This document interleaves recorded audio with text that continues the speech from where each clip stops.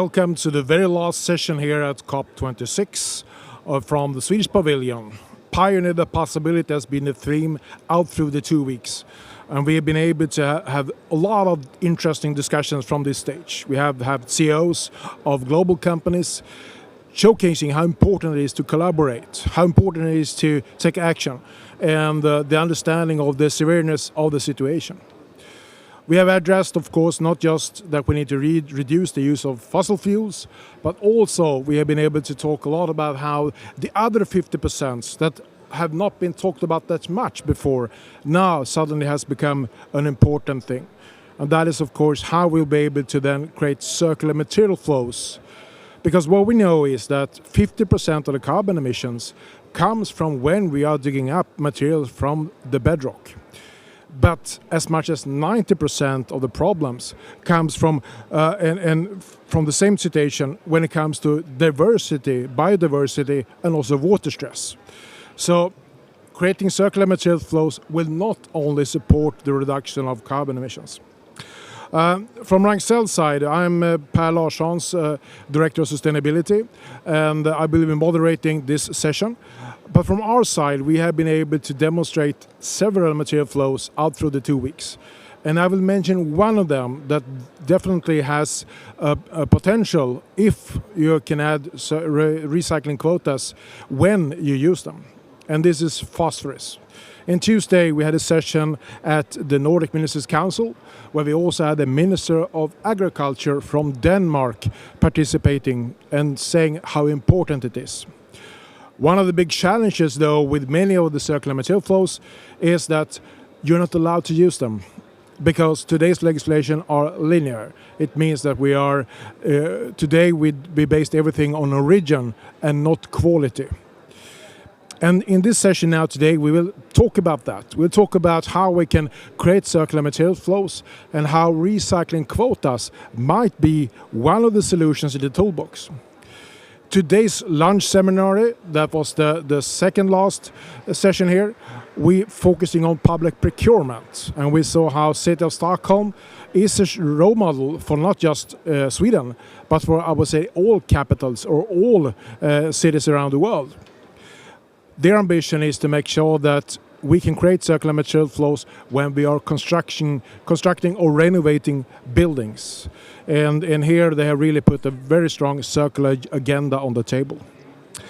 I would like to start this session with a speech, an introduction from the Minister of Environment in Denmark. So I'm very pleased to introduce you to Lena Wermelin. So please, roll the introduction from Lea. About half of the world's total carbon emissions and 90% of its loss of biodiversity is caused by the extraction and processing of natural resources. Ultimately, the products we use become waste. It is imperative that the throwaway society becomes a phenomenon of the past. We need to reduce our amount of waste and limit the use of natural resources by transitioning to a circular economy. We can all agree that the way we currently live our lives is not sustainable, but the changes we all want and need to see are not easily implemented. As an example, let us look at plastic. Plastic is used abundantly for its versatility and durability and can occasionally be the greener solution. Wrapping or packing certain food items in plastic packaging increases shelf lives and thereby reduces food waste. However, plastic is currently overused and much of it ends in our oceans, our forests and in our streets. The incineration of plastic waste is the main source of carbon emission in the waste sector in Denmark. As the Minister of Environment of Denmark, I'm doing my utmost to change this regrettable state. We're working on exceeding the already ambitious plastic policies. The plastic challenge does not respect borders and cannot be solved by any individual nation state. We need to collaborate internationally, and I've promoted for Denmark to take an active part of the initiation of the European Plastics Pact. In this pact, countries and businesses are leading the way with clear and ambitious goals, focusing on design, responsible use, recycling capacity and the use of recycled content. What we need is to work faster, collaborate more and share our experiences. That is what the European Plastics Pact is all about. Another successful example of cooperation between public sector and business sector is the Danish climate partnerships. The Danish government has initiated 14 climate partnerships with the business community.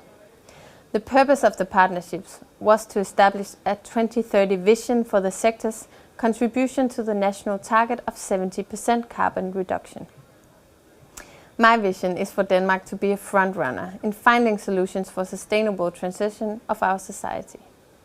And I believe it is possible because of our strong collaborations between the Danish government and the Danish business community. We have public-private partnerships around the use of plastic in the following 4 sectors: agriculture, construction, food services and retail. These are all sectors with the potential for increasing recycling and reducing plastic waste. The partnerships are voluntary and raise the bar by setting goals specific to each sector. Additionally, we have set a goal of reducing waste from takeaway packaging by half before 2026. I hope that these public-private partnerships will set a tone that fosters an entrepreneurial spirit, creating novel and creative technological solutions for a greener and cleaner world. And I intend to deepen the already existing fruitful public-private partnerships and hopefully develop new ones in the future. Because I believe that collaboration and exchange of knowledge is the key to succeed in building a circular economy where responsible use of natural resources spans the entire value chain from extracting to reuse and recycling for the benefit of all of us. Thank you. Yes, very strong word and very positive word, according to myself anyhow, when it comes to the Minister of Environment from Denmark. Recycling quotas. Well, how is it when it comes to plastics? In today's situation, to be honest, some numbers say that we recycle 10% to new material. Even statistics say maybe as little as 2%. So the thing is that, is it possible to extract more at the moment? Yes, is my answer. But we need someone that buys it. And we'll come back to that in a more concrete, in the panel discussion we have, and a very concrete example how we can create the value. With no further ado, I would like to introduce you to our keynote speaker here from the stage in Glasgow. It is Johan Falk. He's the CEO of the Exponential Roadmap Initiative. And they have really set a task to make sure that we doesn't just do it once in a time and very slowly. Exponential change, exponential growth in order to avoid us overshooting the planetary boundaries. So please, Johan, can you take us on an introduction to the Exponential Roadmap, but also the topic of recycling quotas? Thank you, Per. Great to be here. So I'm CEO of the Exponential Roadmap Initiative, and what we are doing is to bring together innovators, transformers, and disruptors taking action in line with the 1.5 ambition, with a mission to halve emissions before 2030 through exponential climate action and solutions. So the exponential is very much embedded in our strategy and thinking. And we bring together leading companies on a global level, which set the sharpest possible targets in terms of halving emissions before 2030, but also integrating climate in strategy and contributing to climate action in society. So it's not limited to decarbonization. And as you can see, we have both big tech companies as part of our members, like Google, IKEA. Ragn-Sells is also part of this incredible network. Exponential Roadmap Initiative is absolutely aligned in science. It's independent, that's the key.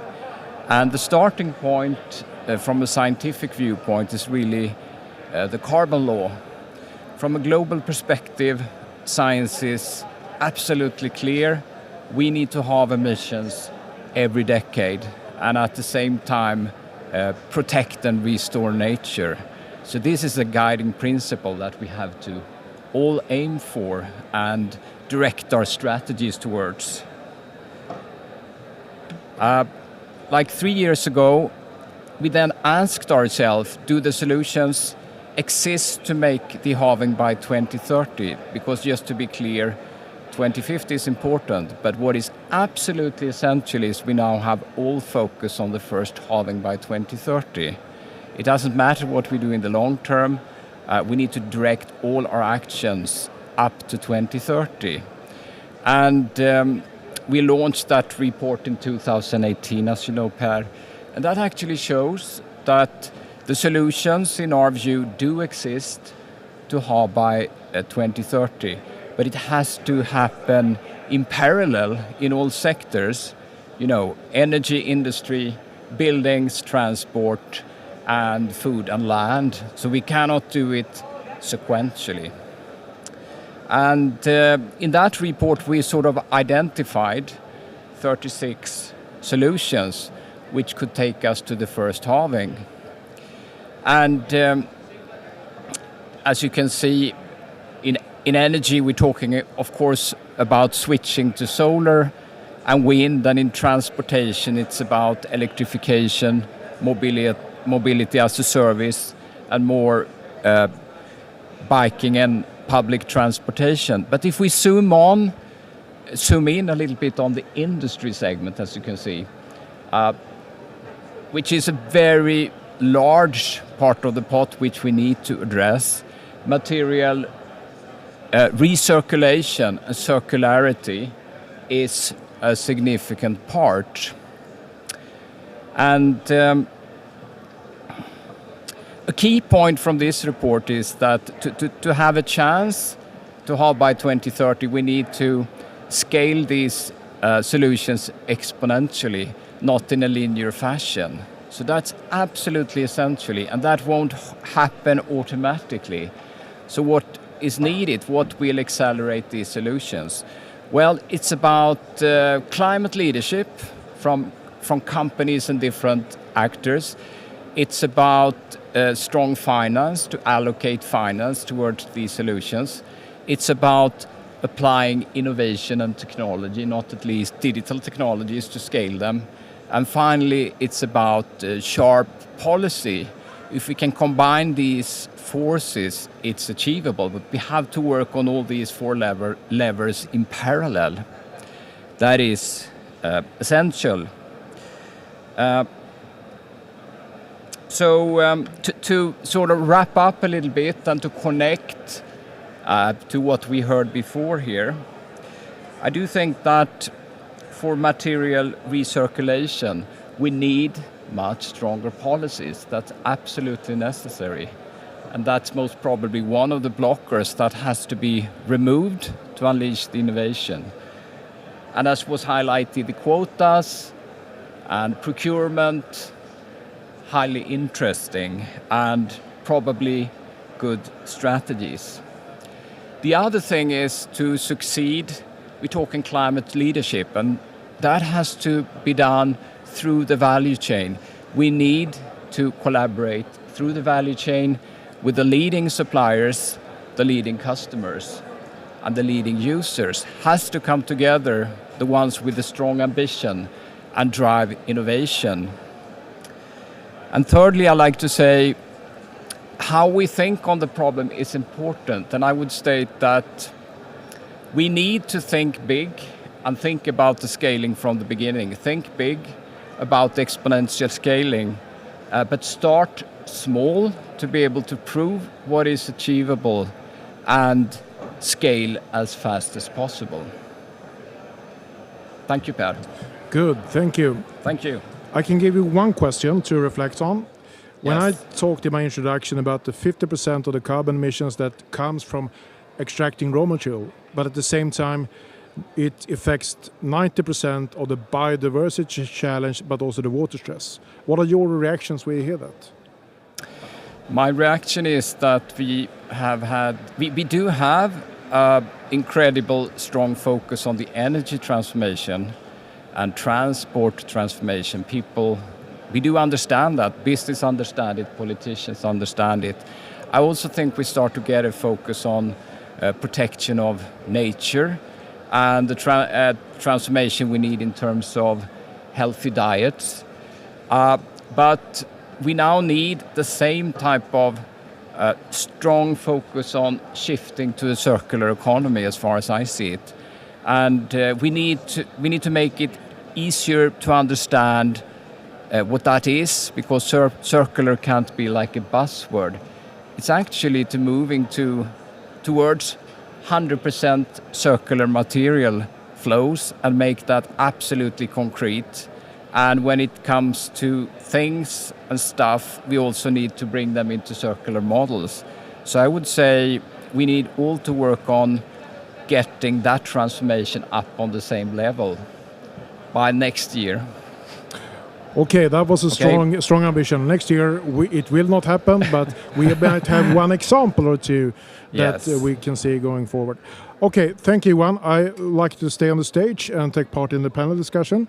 So I will now like to go to Sweden and Anna Janehammar. Anna, you are the Executive Vice President of Swedish Environmental Research Institute, and you will give your view about a report that you have published when it comes to recycling quotas. Please.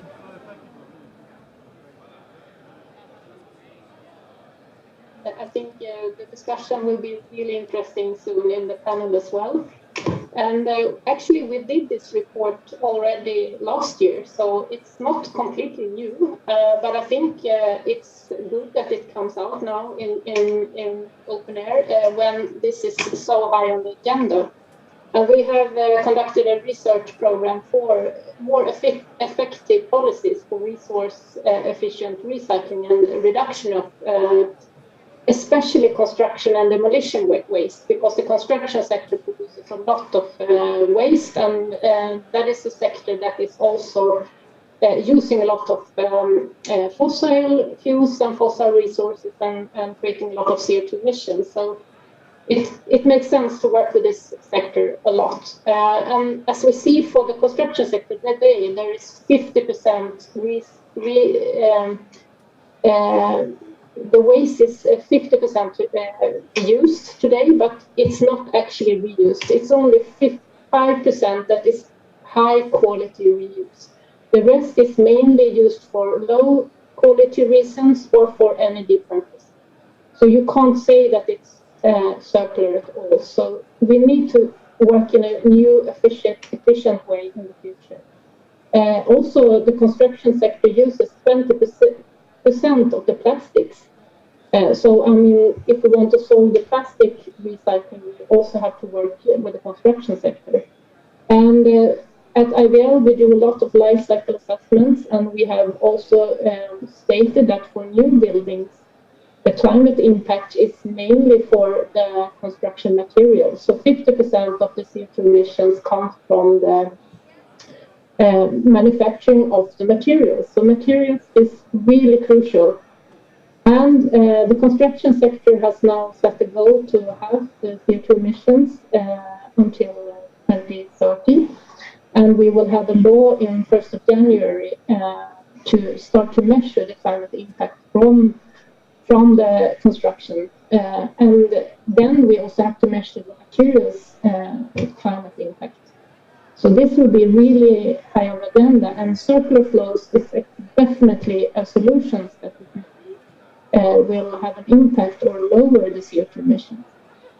So what we did actually was that we have been evaluating to introduce a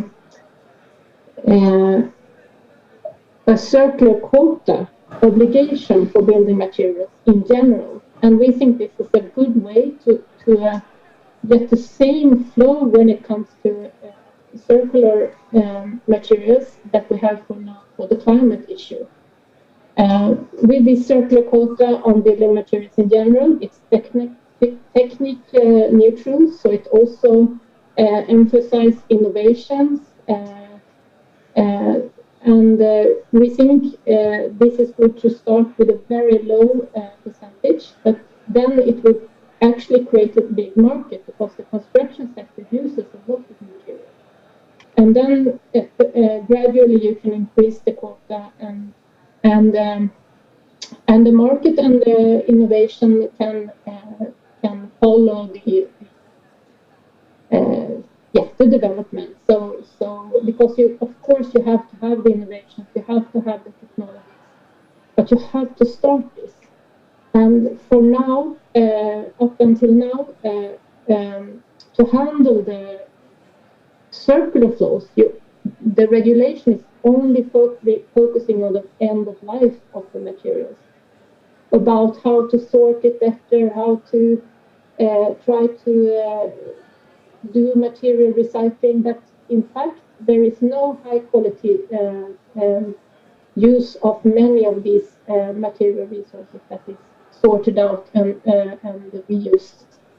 So this quotation system actually brings in a demand-driven regulation, and it also sets the framework for the market to see that this is important, and there you also create a market. And if you're an innovative company, then you can do really good business here. So we think this could be a good step for legislature to bring in this, and we have sent in this to because there is now an investigation from the Swedish authorities on how to improve the circularity, and we have brought in this as one possible development of the new regulation coming. So we have to do it fast. So that is mainly what I would like to say. And yes, thank you. Thank you so much, Anna. Yeah, we need to do it. We need to act now. That was what I heard. Start small maybe in the beginning, because we can't go for 50% at the same time. We need to have start somewhere. And we have seen from our side, when it comes to the phosphorus that we can take out from sewage sludge, that we will be able to, if we want to push the market, because that was your stressed as well, if we would like to introduce a recycling quota for 5% in a 5 years period from now, then suddenly the innovations will come, the investments will come, and it will be possible to do that. I love to share your report, so I will try to include it in the material afterwards, and so you'll be able to download for anyone that would like to see this. Unfortunately, it is in Swedish, but if anyone listening from contact me or anyone else, but we will we'll make sure that it's available in Swedish. That's the word now. And then, of course, if you're interested to find out more, we'll be able to do that. In the lunch session today, Anna, we had the question of public procurement. And here we saw the city of Stockholm as a forerunner that now changing the built environment. We had the construction industry, we had the raw material producers, and all of them said the same thing. Yes, please give us the signal. What do you say? Is recycling quotas or public procurement or both needed? What is your view? I think both can be needed, because public procurement, of course, that is more, I mean, that is a little bit more soft, I would say. And this quotation, that can be quite strict. But what we suggest is that start the process, start with 1 to 2% of that each building should show that they have 1 to 2% recycling material on an overall level for the building. But of course, public procurement is another way that you can do it, or you can do both. So, because for fuels, we have had this quotation to bring in bio-based fuels for a long time. So, I mean, I think we need to use all the tools that we have. Perfect. All the tools in the tools box. Thank you, Anna. We will come back to you in the panel. And now I would like to go to Denmark and introduce the Chief Executive Officer for Ragn-Sells Denmark, Massimo Forti. Please tell me about Fair Plastics. What is that? And go ahead.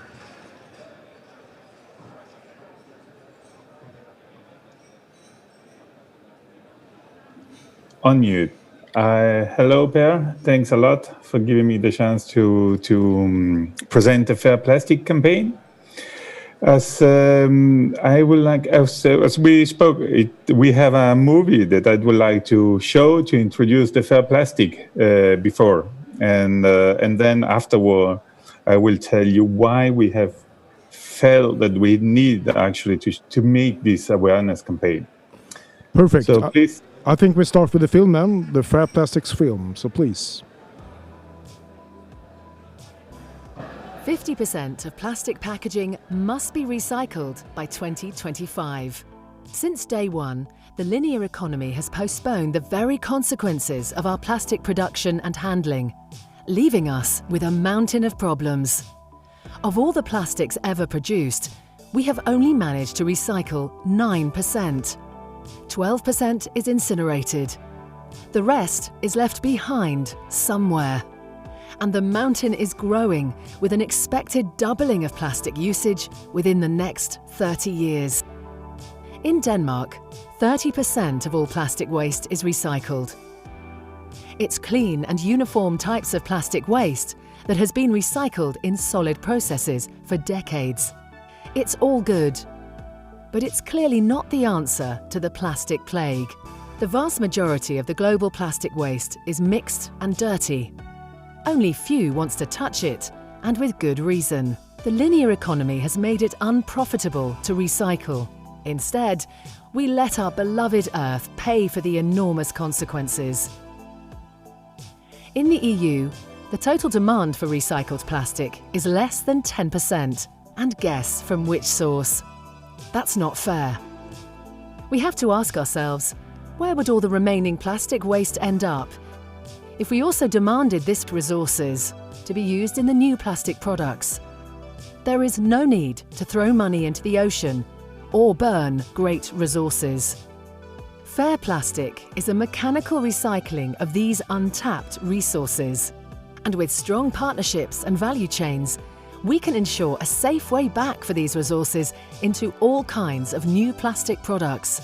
The result is a sustainable circular solution, creating huge CO2 savings.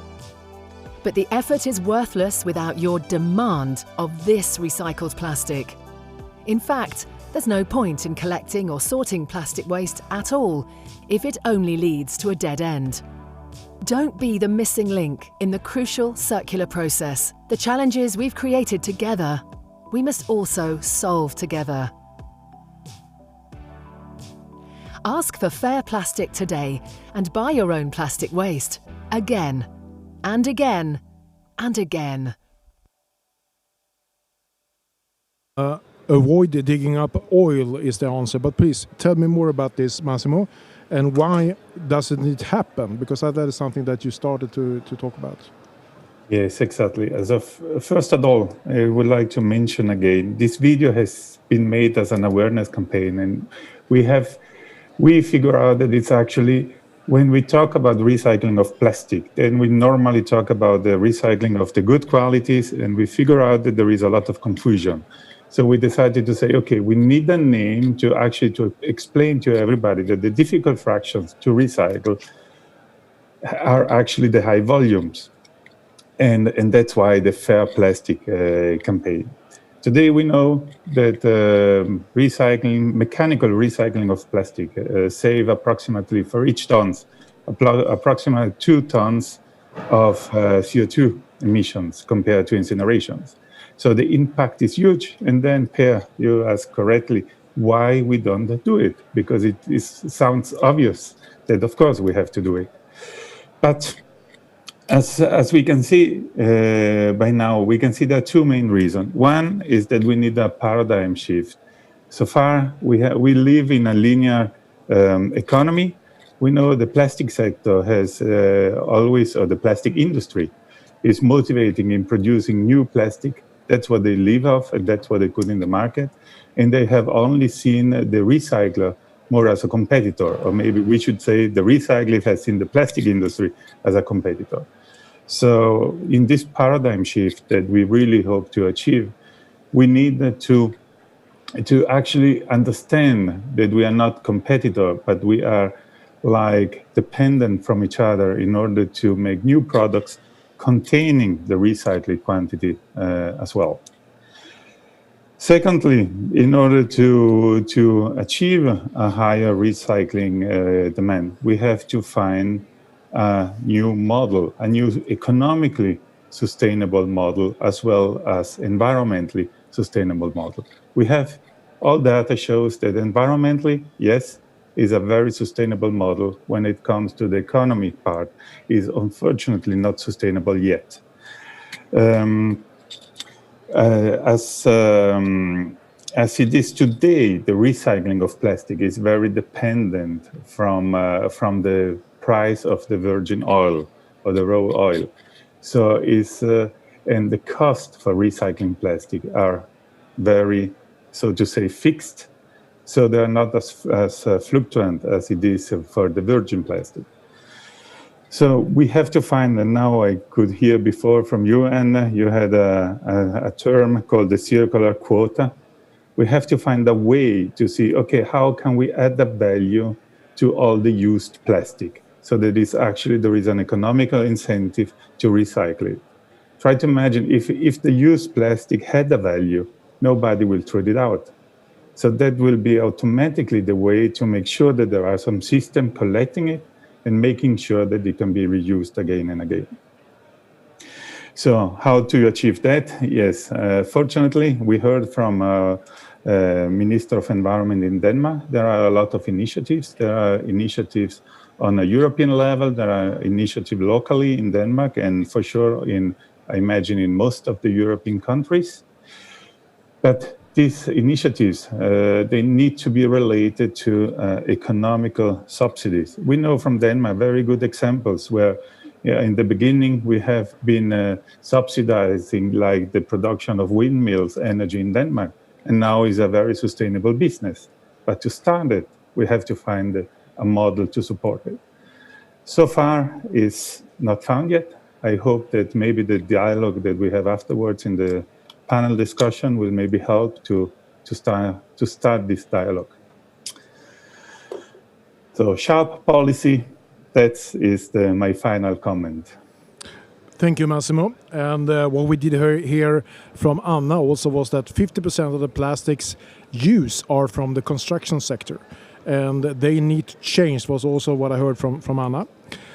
I do believe that the recycling quotas are a key thing when we're going to change the perspective and make it happen. In the long run, of course, we need to make sure that this is business as usual. And then, of course, you don't need any recycling quota. But maybe for start, that is a good thing. I would like now to introduce to another material flow. And now we're going to talk about oil. When we are using our machines, when we're using our engines, of course we need to have then something that makes them go, and not the fuel I'm talking about here. That's the oil that makes the engine not break down. Today, when you're recycling that substance, it becomes incinerated, and that's a huge loss. So therefore I'm very glad to introduce you to Cecilia Flatt. You're the Custom Success Manager for Midland Oil, with a new perspective when it comes to how we can reuse waste oil over and over again. So please, can you explain more about what you're doing, and why do you work with regeneration of waste oil?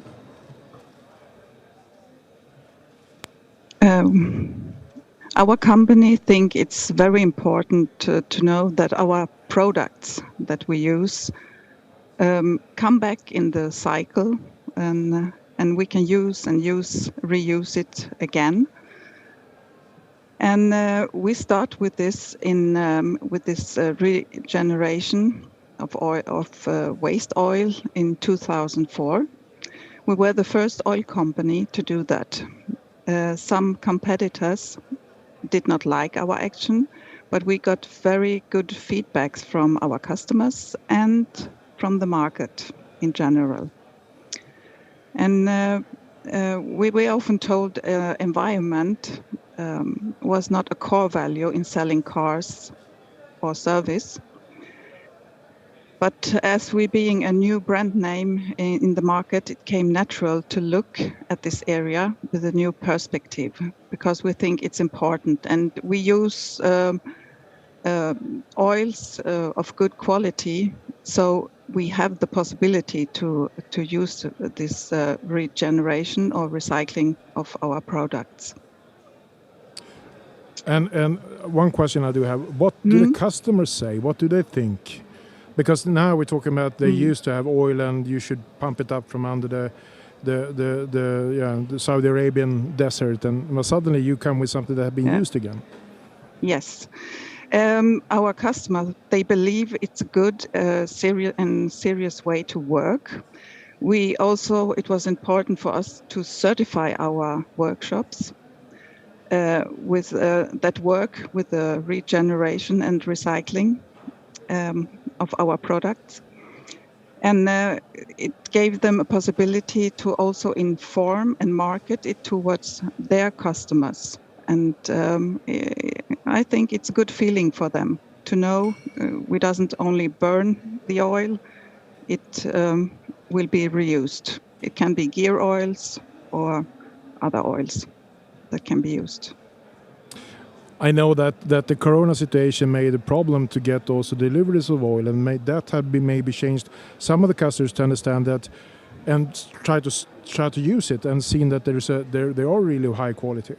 Have you been able to really to turn the recycling perspective and to regenerate that to a business possibility as well?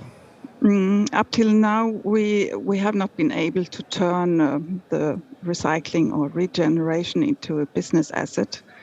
Customers on the service market, they focus on service prices and the job to be done. When I buy a car, then the questions come up to fuel consumption, TCO, and taxes and subsidies. They come up. But first then. And now we are planning for how we better can visualize the carbon dioxide reduction to the end users. Since we today communicate with the end consumer before and after the service. And so we can together with data from our partner Ragn-Sells, we can give them more information what we do and what happened with the waste oils. And I think it's a good feeling. And we believe a good work within regeneration that can turn into a business asset for Midland customers and partners. And it's very important that we do that. So when you buy a car the next time, or when you are having a transport company, make sure that you also procure recirculated oil because you will have a huge positive climate impact, and then suddenly demand will increase. Or the theme of today, recycling quotas. What do you say about that? Would that be a solution going forward? What do you mean exactly? If we're going to put a recycling quota on the oil, yes. And would that be something that you would recommend? Yes, I think it's a good way because we can use the high quality oils, what we have today, the waste oils. We can really use it. So we can't stop it immediately, but I think we can reduce it as we say, step by step. And everything that go too fast is not every time a good thing. And I have a fully electric car by myself, but I still have brakes, and brakes also need oil, to be honest. So we can't live without it. So, but we can avoid pumping it up if we can reuse it over and over again. Okay, thank you so much. I would like now then to move into our panel discussion. So first I would like to have your view on this, Johan. You heard about 3 examples here, 2 examples of what to do, but also research. What is your first feeling when you hear this? I think it's really interesting that we need some new sort of players and some disruption in industry. So I think the dynamics we need to create is this combination of both disruptors and also maybe some existing companies which start to transform their operation. So that's one reflection. We see that in all industries, that we need that mix, and policy needs to create that. Quotas, I assume, is very interesting, but I was also thinking on that could set the floor. Could it also be like KPI, key performance indicators, if you have a standardized KPI, so companies can actually show their level and use it as a competitive advantage, and then it's important that it is sort of standardized as far as I see it. But I'd like to have your comments on that. Do we have any comments from the panel? We start with Massimo about standards.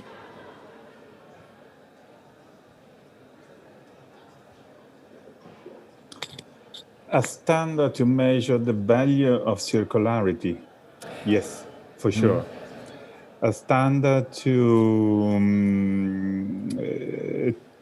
measure means a standard to add a value. So in that sense, I fully support the idea, because that will make it like a more fixed model where the value is more stable, and having for sure motivating. Can you say that? Motivating energy-friendly recycling technique. And at the same way, I think also will motivate a lot the design part of the product by making them easier to recycling. So the standard, for sure, I fully support that. Let's move to Sweden then. And Anna, what is your view of standards? I think standards and definitions is really important, and I know that there's a lot of things going on European level, for example. There is a topic center for circular economy and resources, and for the coming period, which we now will participate in this topic center, one issue is actually how to set the KPIs for circular economy.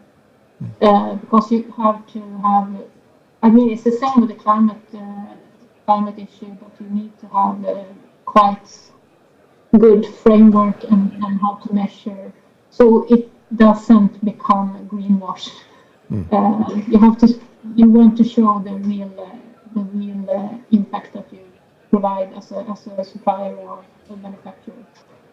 So I think standard is really important. So standard, and then you'll be able to set KPIs, and then you will be follow up, so it doesn't become a greenwash. I think that's a very good summary. Cecilia, what is your view of standards? And I think that when I talk about the oil, I guess that you can show that your standard or your quality is higher as well. Is that correct? Yes. Or better, sorry. Better, yeah. That's right.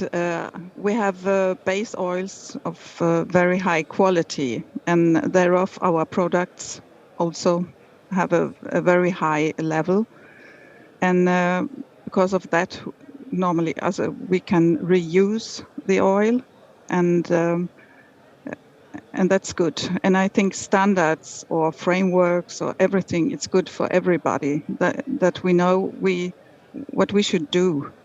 I think more and more people get motivated and say, I follow that. I think it's good. Good. How to increase the demand then? We have several examples here. What is your favorite? How should we increase the demand? Massimo.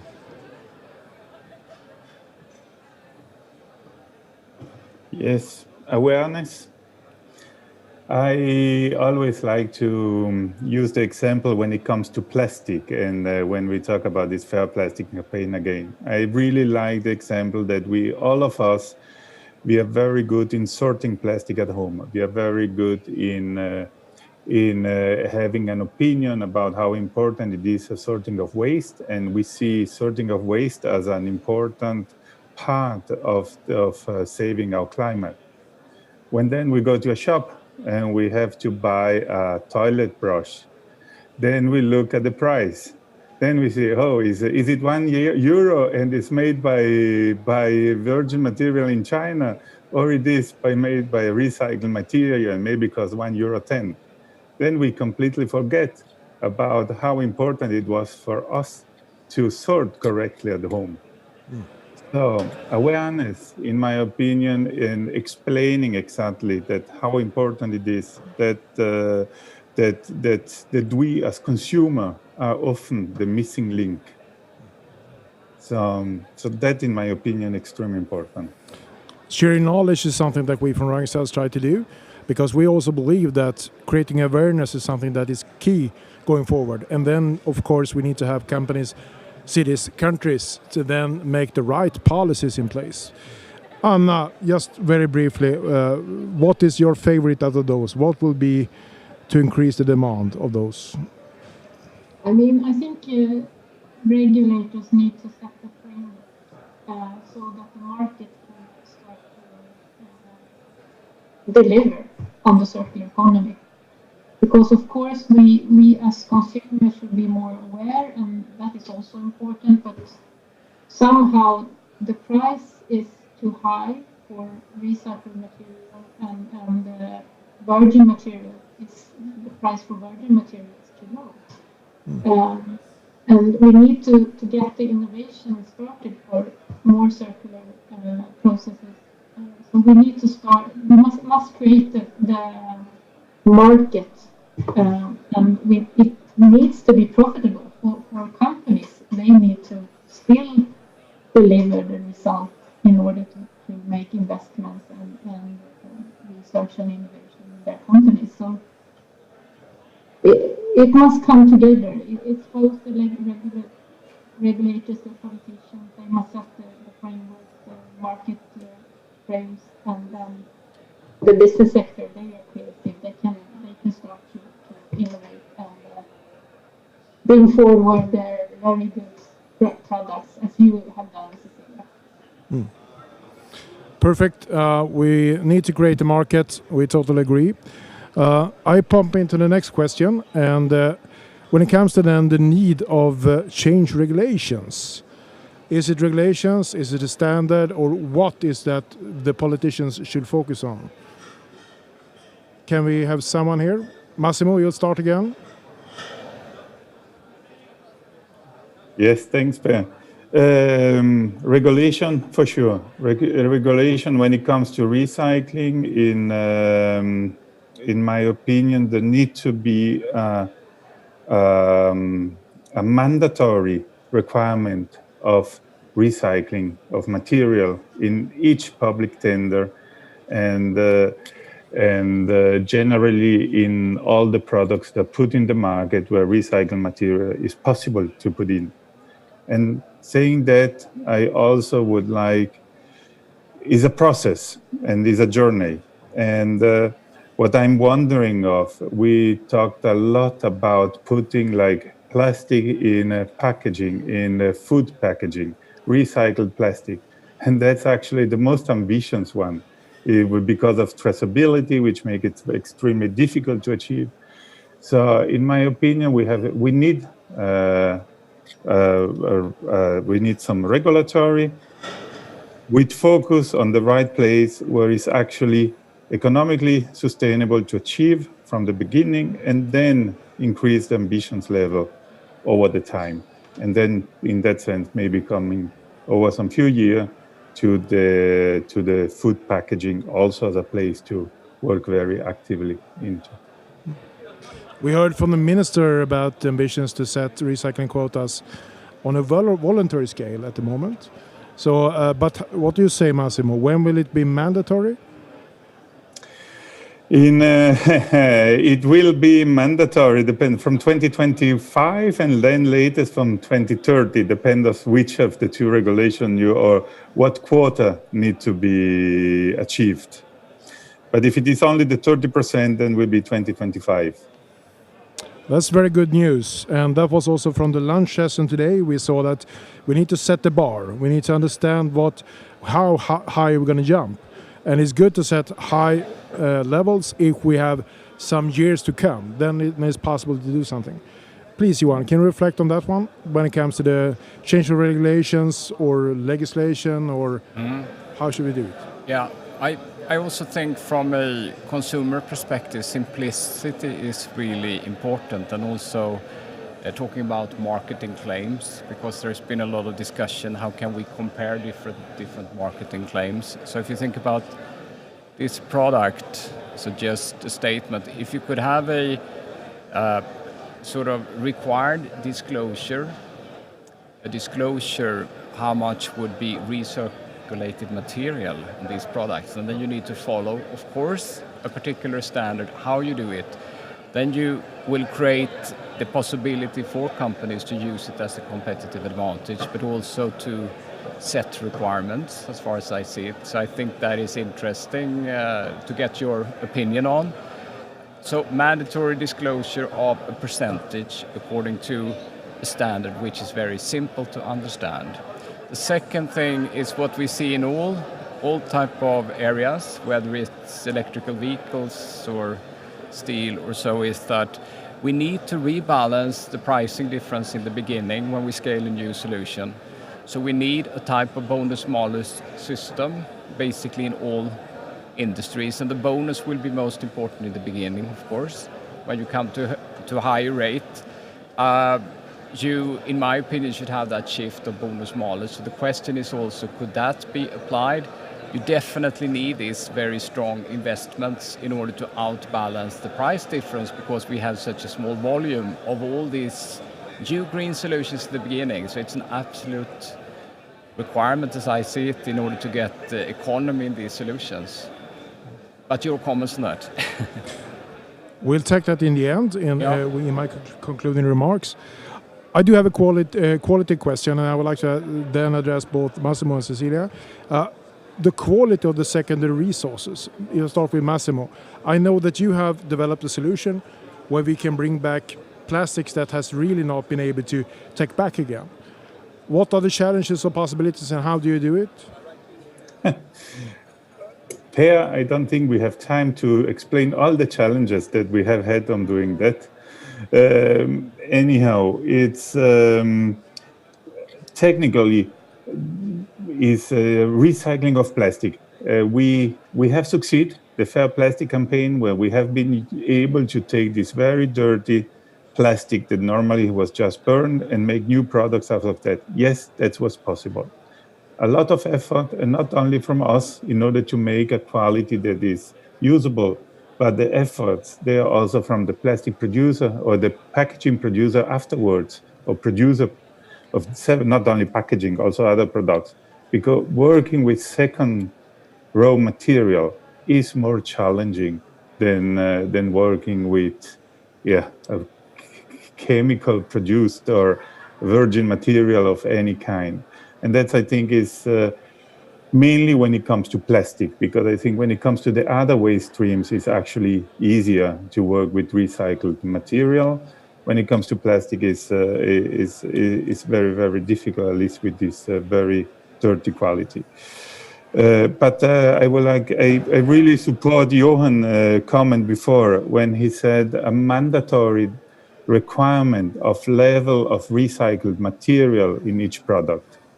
That could for sure be a very good incitament for achieving this connection between the recyclers and the linear economy, where like the plastic industry is very strong. Thank you, Massimo. We turn now to Cecilia, and the same question. I know that quality, you can produce a high quality, but what is your view? What is challenges, if you can elaborate more about that, and also the possibilities going forward when you talk about volumes and things like that? Yes, as I mentioned before, we are not the cheapest one. It costs money, and the quality is very important. And we have secondary resources, therefore also with good quality, and therefore we have more opportunities to reuse and to regenerate the oil, the waste oil, and not to burn it. And I only want to say also, I think we must involve the end consumers in this process and give them more transparent information, more knowledge, So I think this will also increase the demand from the end consumers because they have the power, I think, normally to have more to make decisions. And yes. As I understand it anyhow, is that when you are recycling or recirculation of the oil, you need to be separated, because if we mix all the oil in one container, it won't work. Yeah. So there's, and that's why you need to then also have the consumer to understand that you can't mix everything. You need to separate it.